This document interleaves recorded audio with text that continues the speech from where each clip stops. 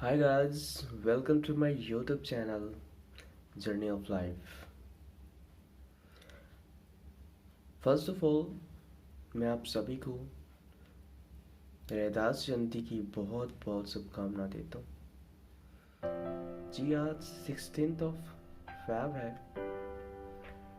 और इस दिन रविदास जयंती सेलिब्रेट किया जाता है।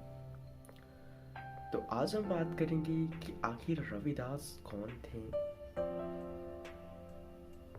और ये दिन क्यों सेलिब्रेट किया जाता है। कुछ तो बात होगी ना रविदास के बारे में, तभी तो हम उन्हें याद करते हैं। एवरी ईयर हम उनका बर्थडे सेलिब्रेट करते हैं। तो बात करें रविदास की, जिन्हों की रैदास भी कहा जाता है। वो एक दलित समाज में पैदा हुए थे।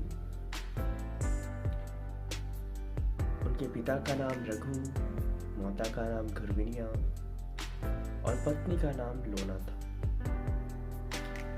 जी हाँ, उनका जन्म एक बहुत ही छोटे से परिवार में, छोटी सी जाति में हुआ था और उनके माता पिता जूता बनाने का काम करते थे। जब ये बड़े हुए तो इन्होंने भी वो काम करना शुरू किया जो इनके माता पिता करते थे, लेकिन ये अपना काम जल्दी खत्म करते थे और उसके बाद बचा हुआ समय संतों के साथ बिताते थे, साधुओं के साथ बिताते थे। इनको धर्म में बहुत ही दिलचस्पी थी और इनका ये मानना था कि सारे धर्म एक ही है। राम, रहीम, ये सब एक ही ईश्वर के अलग अलग नाम हैं।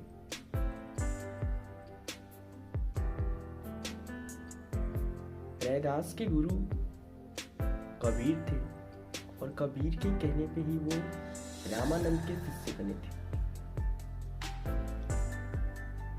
हर रोज वो काम अपना जल्दी से समाप्त करके संतों के साथ जाके धर्म का अध्ययन करते थे, जीवन के मूलों को समझते थे और उनका ये मानना था कि जाति बड़ी होने से कुछ नहीं होता। इंसान की सोच बनी होनी चाहिए, विचार बनी होनी चाहिए, जिसके कारण वो धीरे धीरे सारे लोगों के बीच प्रसिद्ध होने लगे। लोग उनकी बातों को मानने लगे और वो अपना जीवन समाज की कुरीतियां जैसे जाति प्रथा को समाप्त करने में पूरे जीवन को लगाया। उन्होंने लोगों को संदेश दिया कि जाति धर्म के नाम पे लोगों से भेदभाव करना ये सबसे बड़ा गुनाह है। ईश्वर ने हम सबको एक बनाया है। वो थे तो एक दलित समाज से, बहुत ही छोटे घर थे। उनके फादर मदर जूते बनाने का काम करते थे, लेकिन उनकी बातों से, उनके ज्ञान से धीरे धीरे सारे राजा रानियां उनको मानने लगे, उनकी बातों को फॉलो करने लगे, उनके अनुयायी बन गए, उनके शिष्य बन गए। एक बार की बात है,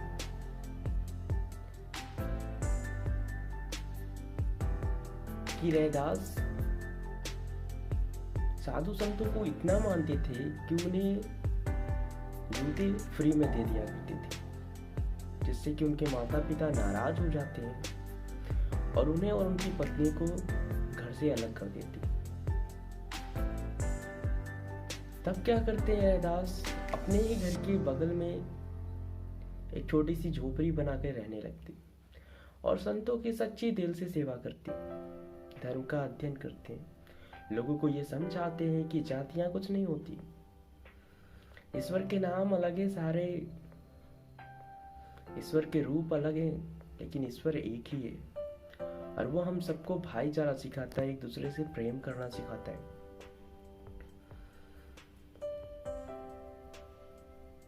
वो समय को बहुत अच्छे से पालन करते थे। वो कर्मनिष्ठ थे, कर्म की प्रधानता को वो समाज में बढ़ावा देते थे। एक बार की बात है कि सारे लोग गंगा स्नान के लिए जा रहे थे। तभी उनके शिष्य ने उनसे कहा कि आप भी हमारे साथ गंगा स्नान चलिए। तब उन्होंने कहा कि गंगा स्नान तो मैं कर लूंगा, लेकिन मेरा सारा ध्यान तो यहाँ रहेगा, क्योंकि मुझे समय पे जूते देने हैं। और तभी उन्होंने ये अपने शिष्य से कहावत कही कि जो हमारा मन करे हमें वही करना चाहिए। मन मेरा यहाँ लगा रहेगा, गंगा स्नान मैं वहां करूंगा, तो कैसे मेरे मन को पवित्रता मिलेगी। और तब उन्होंने कहा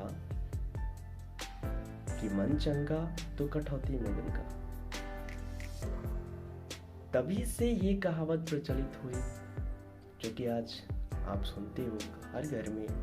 अक्सर लोग बोलते हैं मन चंगा तो कटौती में गंगा। ये रैदास जी ने ही दिया था।